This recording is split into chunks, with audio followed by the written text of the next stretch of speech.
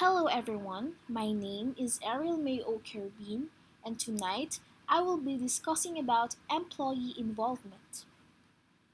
So this PowerPoint presentation aims to scrutinize the significance of involvement in decision making generally and demonstrate how involvement management principles apply to the strategic management process explicitly. Employee involvement refers to work structures and processes that allow employees to systematically give their input into decisions that affect their own work. Some examples of employee involvement include continuous improvement teams, formal quality of work life programs, quality control circles, flatter organizational structures, labor management problem-solving efforts, employee problem-solving task forces and teams, and structured suggestion system. Employee involvement is an ongoing process to increase employees' efforts into rewarding decisions which increase organizational performances and employees' well-being. In line to this, there are four elements. First one is power. Second is information. Third is knowledge. And fourth is skills and rewards contribute directly to employee involvement success.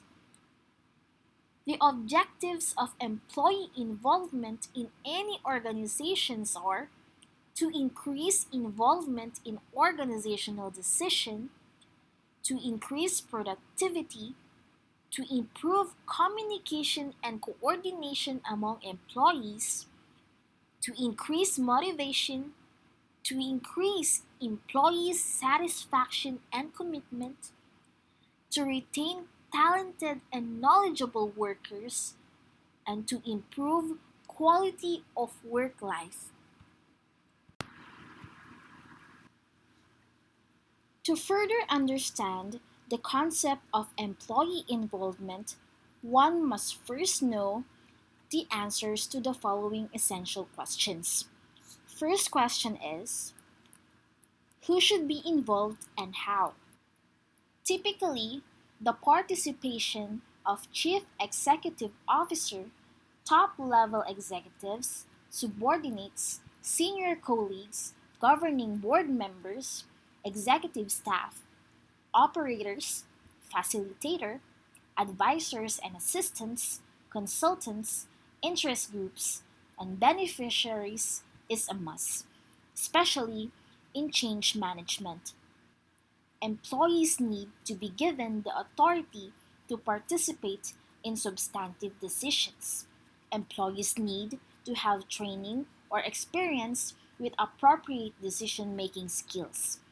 Incentives to participate, either implicit or explicit, must be present. Second question is, what do we mean by strategy? Strategy is distinct from vision, mission, goals, main concerns, and plans. It is the outcome of alternatives executives make on where to play and how to win to maximize long-term value. Third question is, what is strategic planning? Strategic planning is a step-by-step process with definite objectives and end goods that can be applied and evaluated. Very easily, it is a method by which we look into the future, paint an image of that future based on current tendencies, and leverage the forces that will affect us. It is an organizational management undertaking that is used to set main concerns, aim power and assets, reinforce operations, ensure that employees and other stakeholders are employed toward common goals, set up affirmation around proposed outcomes or results, and assess and adjust the organization's direction in answer to altering environment. Just like any other studies, there are also disadvantages and advantages of employee involvement. To further understand the concept of employee involvement, let us first identify the five advantages of employee involvement in decision making. First would be productivity. When employees are involved in making decisions, they gain an expert and individual stake in the organization and its overall achievement. This commitment directs to bigger productivity as workers are dynamically participating in diverse facets of the business and wish to see their efforts do well overall. This is not only beneficial to business growth, but is also on the job teaching for employees. The boost in blame expands employee ability sets, preparing them for added responsibility in the future. Second, it improved morale. Actively involving employees in the decision making method increases general company morale. Many businesses have a distinct parting of power between administration and employee. However, hardworking employee involvement lowers that gap, opening the lines of connection between supervisors and workers. As a functioning participant in the decision making method, workers understand their concepts are a significant assistance to the company and give them the power to leverage the conclusion of their work, leading to advanced job satisfaction and an affirmative attitude not only in the direction of their place but furthermore to the business itself. Third, internal resources.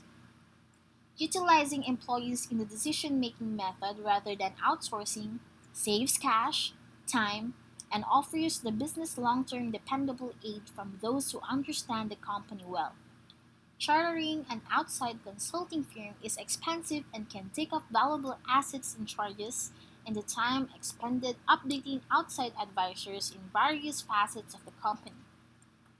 Although workers are currently cognizant of these processes, offer insightful information of the business desires, and realize the principles of the company overall. Fourth, teamwork. Participation in the decision making process devotes each employee the opportunity to voice their opinions and to share their information with other ones. While this advances the relationship between managers and employee, it furthermore boosts a strong sense of teamwork among workers. The sign of viewpoints and thus dialogue between co-workers, with each employee bringing their individual power to a task. It is also a good way to accumulate data about the employees as to how they work in a group natural environment, and work training may be essential, all of which directs to a boost in effectiveness and finally boost in good teamwork and performance. Lastly, innovation. Employee empowerment helps to cultivate innovation. Employees that have a stake in the company growth and sustainability will offer more ideas and problem solving solutions when obstacles arise. Moreover, as the employee meets particular challenges or find improvements in policies, procedures, or products, it will foster growth and more critical and imaginative thinking. Employees may see a particular issue differently than a manager and be able to think of a creative solution which may not be considered in a closed circle of managerial staff.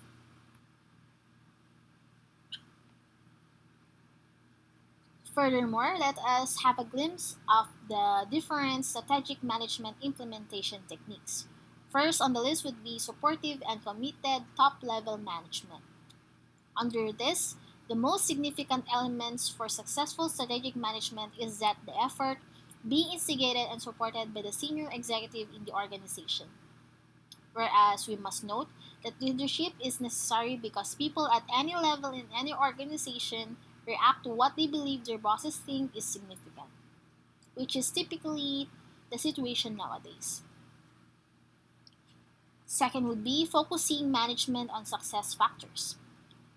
When an ideal team for organization has been put together, then the CEO is in a position to provide them the goals for bringing back the strategic plans and change the desired success. He needs to identify the success factors. These, suc- these success factors define what is important and has to be accomplished. Third would be winning the commitment of the people. The workforce is the base of any organization, and the new success factors create a sizzle among them. The new CEO and his management must take the workforce in confidence, explain how these changes will benefit them, and how his involvement can benefit organization and benefit the workforce. Winning their confidence, commitment, and collective efforts guarantee successful implementation of strategic plans and changes. Next would be formation of navigating group. Through a succession of regular meetings, the navigating group develops a set of objectives and a strategy address the issues presented in the charter. The group then develops a comprehensive action or implementation plan for the organization that will lead to the accomplishment of those objectives. Finally, the navigating group periodically reviews its decisions to see how well they are being implemented and to determine whether the passage of time and events requires any changes in their decisions. The members must see these decisions and activities as an essential part of their day to day management responsibilities, not as a program distinct from or irrelevant to those activities. So now let us move on to the disadvantages of employee involvement. First one would be it would create risks of security. Security risks can increase if there are more people in the workplace. This typically means that sharing valuable information and data with a larger chunk of employees could become a huge risk. There is some information that needs to make important decisions, and we understand if you want to give that way, but always remember that data that is sensitive shouldn't be passed on so easily since it comes with a threat. In addition, in terms of the decision making of such problems to be solved within that organization, diverse ideas can create conflicts as well.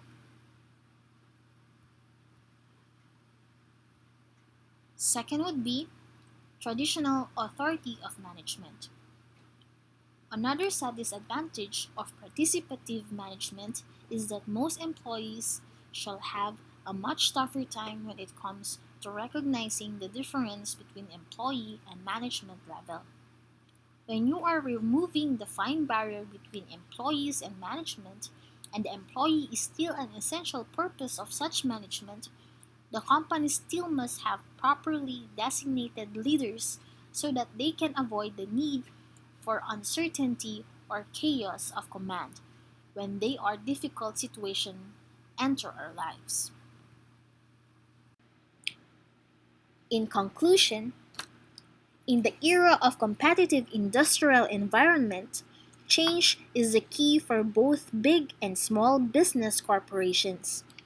For one corporation, if it is an opportunity to target a new market through advance, then for some other, it can be a tactful step to pose a threat to its competitor.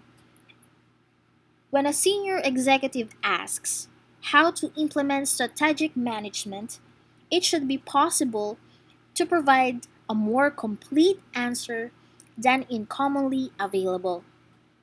Effective decision making and implementation means assembling the right mix of people, convincing them the senior executive values what they are doing, and managing effectively their involvement in the decision making process, and also gives the techniques that should be of value to a wide variety of organizations. The research has proved that change is highly influenced and by employee involvement in decision making. The strategic change management led by CEO and employees involved in decision making can help to adjust the change. Leaders involved in mergers can no longer confine their tasks and responsibilities to the four basic managerial roles, which are planning, leading, controlling, and organizing. Instead, the four variants of cultural leadership should be added: leadership that creates, changes, embodies, and integrates questions in strategic management, or who should be involved and how that involvement should be managed. The nature and organization of the navigating group and the role for the coordinator may seem at first to be the kinds of details. They emphasize the importance that effective meetings play in facilitating communication, decision making, and decision implementation.